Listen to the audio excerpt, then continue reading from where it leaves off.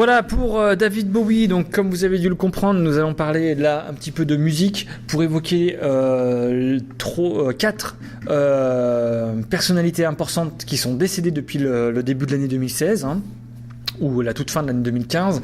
Nous allons parler à la fois donc de David Bowie, de Michel Delpech, de Pierre Boulez et de Lemmy, chanteur de Motörhead, Lemmy Kilmister.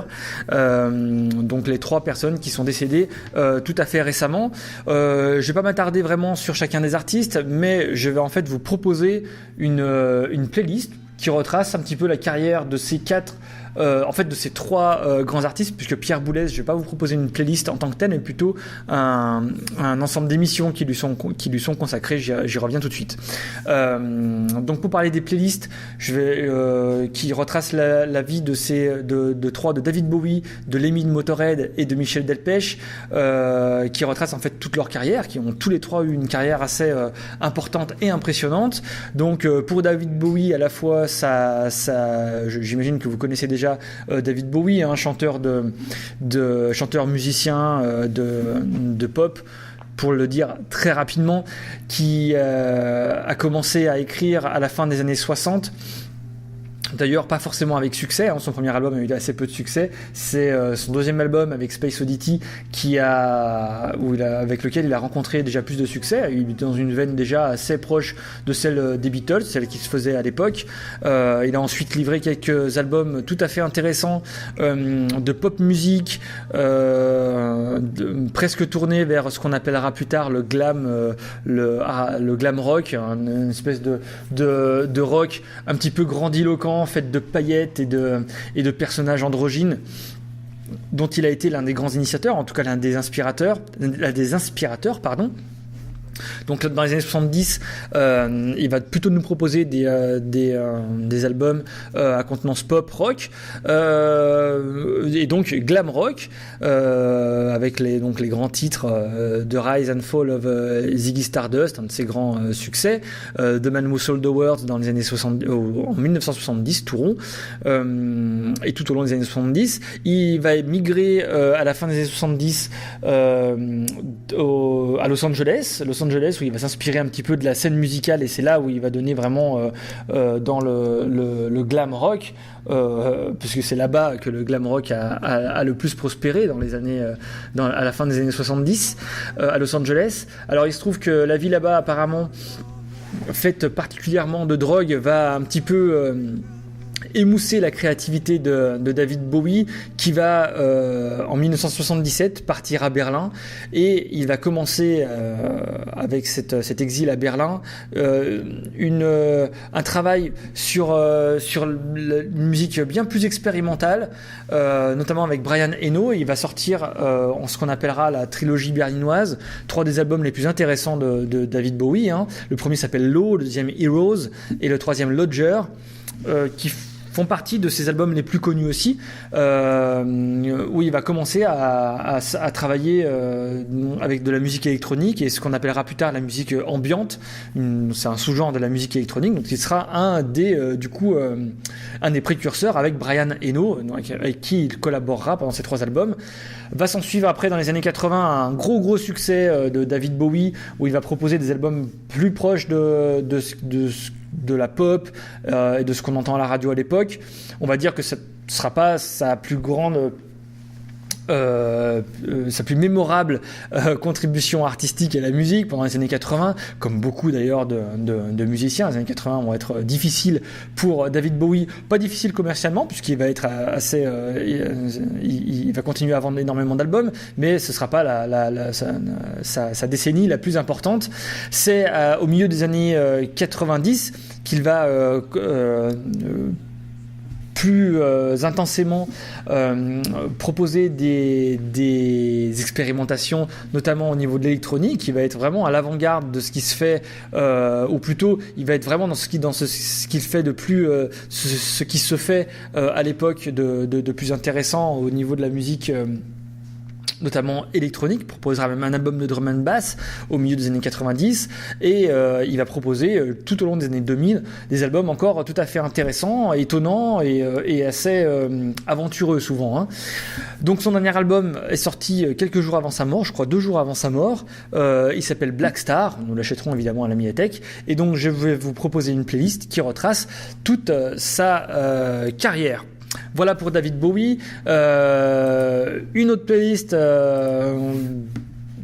qui va retracer la vie là d'un groupe avec une carrière assez longue aussi, c'est celle de Motorhead. Motorhead qui est un groupe de hard rock qui est né à la toute fin des années 70, au milieu des années 70 en fait, là, les premiers albums seront publiés au milieu des années 70, mais le groupe s'est formé un petit peu avant et le chanteur bassiste du groupe Lemmy Kilminster est déjà actif dans la musique depuis la fin des années 60. Il a été roadies de Jimi Hendrix, ça a été un grand fan des Beatles à la fin des années 60 et il va être bassiste chanteur du groupe de rock psychédélique Hawkwind, duquel il va se faire évincer. Et suite à cette éviction du groupe, il va former Motorhead, un groupe qui à l'époque va être plutôt du rock dur, un rock qui va très influencé par le blues rock et assez rugueux. Il va donner un premier album, donc Motorhead, au milieu des années 70, et petit à petit, le groupe va durcir le ton, va durcir le son, va durcir également ses compositions, jusqu'à devenir l'un des groupes phares du hard rock, du metal, et l'un des groupes qui a le plus inspiré, on va dire, toute la scène hard rock par la suite. C'est un groupe qui a également influencé et aussi été influencé par le mouvement punk. Il était là avant le mouvement punk, mais il a influencé ce mouvement, déjà on imagine par le côté très rugueux et très direct des compositions. Je vais pas m'étendre trop sur Motorhead et leur quasi 20 albums, même peut-être plus de 20 albums, hein, ils ont donné, pareil, un peu comme David Bowie, ils se sont jamais vraiment arrêtés de produire des albums. L'une des caractéristiques, on va dire, de la carrière de Motorhead, c'est un petit peu comme AC/DC ou Iron Maiden, c'est d'avoir assez peu changé tout au cours des décennies, malgré les différents mouvements et on va dire les différentes modes qu'il y a eu, on peut suivre toute la carrière de Motorhead sans vraiment être surpris, un petit peu comme a pu le faire donc des grands groupes de hard rock comme AC/DC ou Iron Maiden. Voilà pour Motorhead. Donc j'espère que vous apprécierez cette playlist un peu plus costaud, un peu plus dure que celle de Michel Delpech, que de David Bowie. Mais je vais parler tout de suite de Michel Delpech. Voilà pourquoi j'ai mordu sur son nom. Donc Michel Delpech, chanteur de variété française, qui a été lui aussi très actif, mais surtout dans les années 70, un petit peu moins dans les années 80. Il n'a publié qu'un seul album dans les années 80. Il a été surtout très connu donc dans les années 70. Il est revenu sur le devant de la scène à la fin des années 90, surtout donc avec des albums. Il a produit 4 albums, je crois, pendant les années 2000, mais surtout par des concerts, souvent entouré de très grands musiciens. Il est mort, donc Michel Delpech, le 2 janvier 2016, des suites d'un cancer, hein, tout comme David Bowie et Lemmy de Motorhead dont je viens de parler. Je vais vous proposer donc une playlist qui va retracer un petit peu ces grands succès de la chanson française. Voilà pour les 3 playlists que je voulais vous proposer au niveau musical. Il me semblait important d'en parler vu disons les grands noms qui sont morts donc récemment. Je vais vous parler aussi de Pierre Boulez, très rapidement, de Pierre Boulez, qui est un compositeur et un chef d'orchestre donc de musique classique, extrêmement réputé. Il est mort, lui, à 90 ans, donc un peu plus vieux que les 3 personnes dont on vient de parler. d'abord un musicien qui a commencé dans les années 40 en étant en fait ondiste. Alors ondiste, c'est joueur d'un instrument assez étrange, des premiers instruments, on va dire, électroniques, qui est une espèce de piano qui s'appelle les ondes Martenot, qui joue avec les ondes donc électroniques. Il commencera donc dans les années 40 à jouer cet étrange instrument, et déjà sa vie de compositeur est marqué par l'expérimentation, le travail d'exploration, de recherche musicale, on va dire très exploratoire. Hein. Le travail de Pierre Boulez va beaucoup porter sur des manières d'appréhender la composition de manière totalement différente, entre guillemets contemporaine, moderne, et il va essayer tout au long de sa vie de lier la grande musique classique avec les recherches contemporaines, que ce soit de la musique électronique, les recherches dans les nouvelles façons de composer. Alors je vous passe toutes les structures philosophiques, ou toutes les manières d'aborder, parce qu'il y a un article de Wikipédia que je vous conseille pas forcément de lire,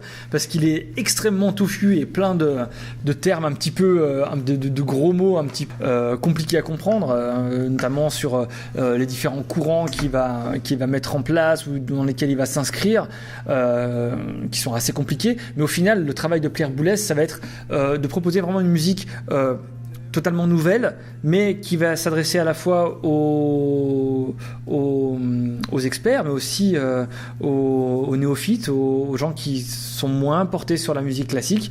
Ce sera l'un des cœurs de son immense travail de compositeur, mais également de chef d'orchestre.